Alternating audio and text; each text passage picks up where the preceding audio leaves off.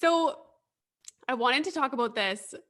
Yesterday, I think it was, you posted about how you guys started sleeping separately. So this is something that like my husband and I have been doing for a long time, but I always felt super awkward to say it, especially on social media. But like our family knew because they would come visit and, you know, we like, they just knew and it wasn't a big deal. So how did you guys get to that point? Like what was going on where you decided like, actually, maybe we should sleep separately? And how has it been going so far? It was actually Alex's suggestion, which is odd because she hates not sleeping together. But it was by design because of Betty, right? Yeah. So we are sleep training our youngest baby, our 6-month-old, to like she's waking up every hour in the night. So she's in our bedroom because the way our new house is, it's like she needs to get a little older and the girls are going to share a room. So she's currently in our bedroom. We never room shared with our first baby. So we didn't experience this. Like it was smooth sailing. But Betty crying in the middle of the night, if I want to let her cry for a couple minutes to see if she'll settle herself, then she's going to wake up Shane. And Shane's a terrible sleeper. He has insomnia. We try things like every couple of weeks to see if it'll help him sleep.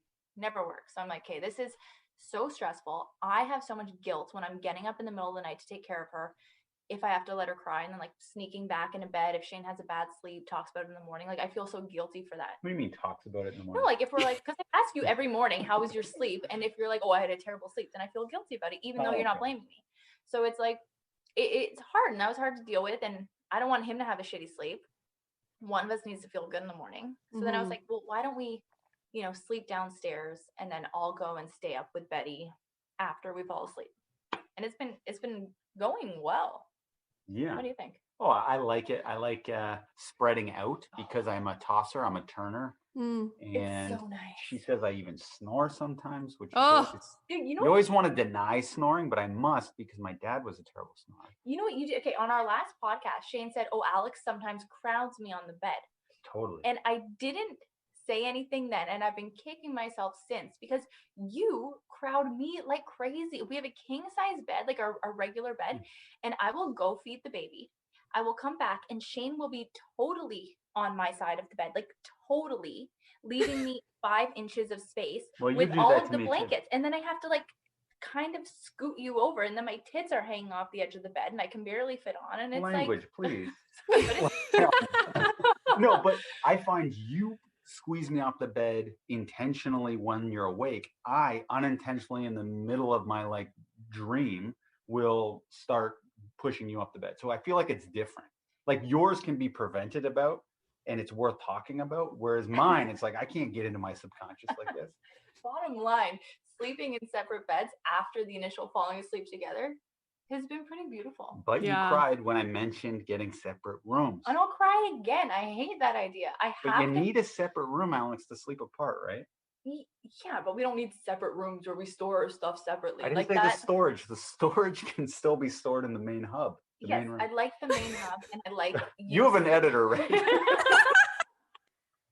No, I like you being in a guest room, and then that's what I meant by another room. Yeah. But like, I mean, because one day that room is going to be occupied by one of the girls, assuming they don't always sleep in their bedroom.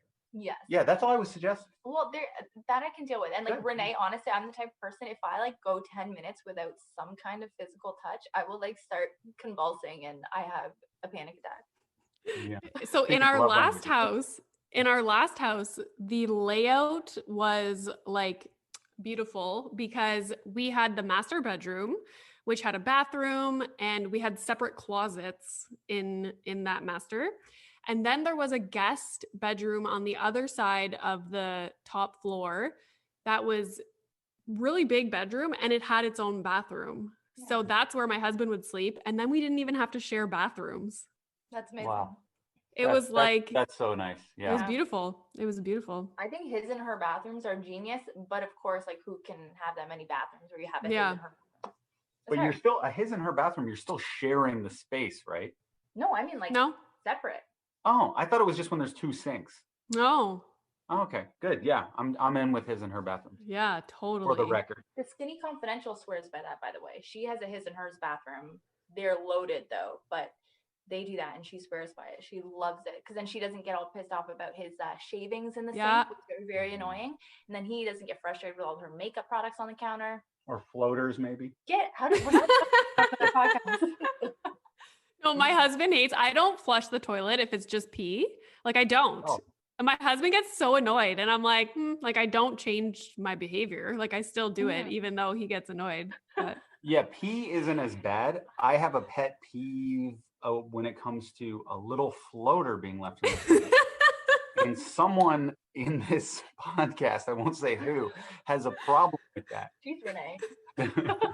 Oh, this is the best. Well, if it's in the middle of the night, I don't want to wake up the baby by flushing the toilet. yeah. Oh, so you just do one little pebble like that? Sometimes. Okay, yes. wow. Good for you.